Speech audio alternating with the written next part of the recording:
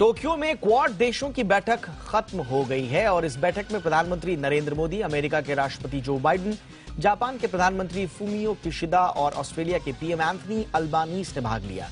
चारों नेताओं ने कई अहम मुद्दों पर चर्चा भी की है। तकरीबन 2 घंटे चली इस बैठक में चीन पर निशाना साधा गया तो रूस यूक्रेन युद्ध पर भी चर्चा हुई। इसके अलावा हिंद प्रशांत क्षेत्र में शांति स्थापित करने के लिए तमाम संकल्प लिए गए। सबसे पहले बैठक में लिए गए अहम फैसलों की बात कर लेते हैं। क्वाड सदस्य देशों ने $50 बिलियन आवंटित करने का संकल्प लिया है। इस राशि को इंडो पैसिफिक क्षेत्र में बुनियादी ढांचे पर खर्च किया जाएगा। बैठक में रूस यूक्रेन युद्ध को लेकर भी चर्चा हुई है। इस दौरान क्वाड देशों ने यूक्रेन में मदद करने सहित दोनों देशों के बीच शांति बहाल करने के प्रयास और कूटनीतिक संबंधों से युद्ध का समाधान निकालने पर सहमति जाहिर की। इसके साथ ही चारों देशों ने आतंकवाद के खिलाफ संयुक्त लड़ाई जारी रखने को लेकर भी प्रतिबद्धता जाहिर की है। बैठक में जलवायु परिवर्तन से निपटने के लिए क्यू चैंप अभियान की शुरुआत की गई है। इसके तहत जलवायु परिवर्तन की चिंताओं को कम करना मकसद है। क्वाड की बैठक में सबसे ज्यादा चीन का मुद्दा छाया रहा। क्वाड नेताओं ने एक बयान जारी कर कहा है कि हिंद प्रशांत क्षेत्र में तनाव बढ़ाने की कोशिश करने वाली किसी भी जबरदस्ती भड़काऊ कार्रवाई का कड़ा विरोध किया जाएगा। इसके साथ ही क्वाड देशों ने क्षेत्र में चीन की बढ़ती मनमानी को रोकने पर भी बात की है। संयुक्त बयान में कहा गया है कि पूर्व और दक्षिण चीन सागर में अंतर्राष्ट्रीय कानून का पालन किया जाता रहेगा।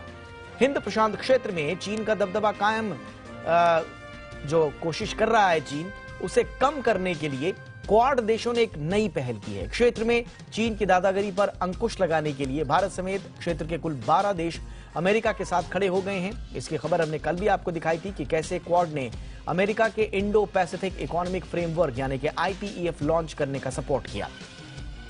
अमेरिका के राष्ट्रपति जो बाइडेन का कहना है कि इस फ्रेमवर्क का मकसद समान विचार वाले देशों के बीच स्वच्छ ऊर्जा, सप्लाई चेन, डिजिटल कारोबार को बढ़ावा देना है।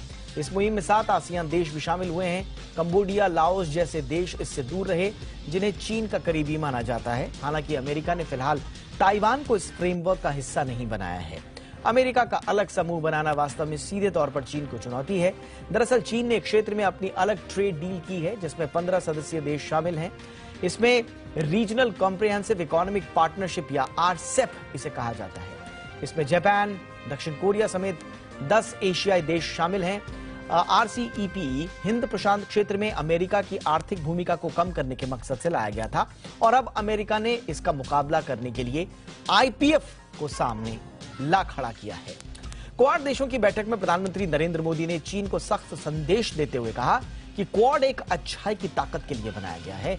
ये एक संगठन है। उन्होंने कहा कि यह संगठन हिंद प्रशांत क्षेत्र को बेहतर बना रहा है। कोरोना की चुनौतियों के बावजूद क्वाड का दायरा व्यापक होने पर बोलते हुए पीएम ने कहा कि अमेरिका, ऑस्ट्रेलिया और जापान सहित सदस्य देशों की आपसी तालमेल, आपसी विश्वास और दृढ़ संकल्प लोकतांत्रिक शक्तियों को नई ऊर्जा और उत्साह दे रहा है।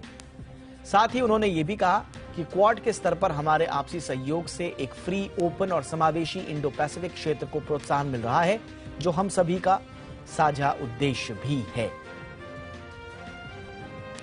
कोविड-19 की विपरीत परिस्थितियों के बावजूद हमने vaccine delivery, climate action, supply chain resilience, disaster response और आर्थिक सहयोग जैसे कई क्षेत्रों में आपसी समन्वय बढ़ाया है।